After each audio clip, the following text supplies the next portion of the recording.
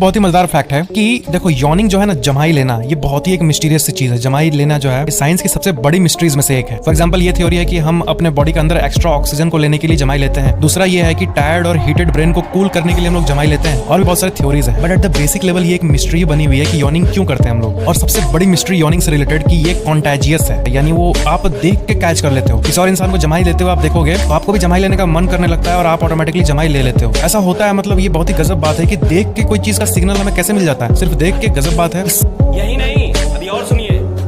भी बड़ी मिस्ट्री ये है कि इंसान का यॉर्निंग सिर्फ इंसान को ही कॉन्टेजियस नहीं होता है। सिर्फ ऐसा नहीं होता है कि इंसान का ही यॉर्निंग देख के इंसान दूसरा कैच करता है और उसको करने का मन करता है। एक्चुअली में ये पता चला है ना कि कुत्तों को भी ये करने का मन करता है लिटरली। जी हाँ, इंसान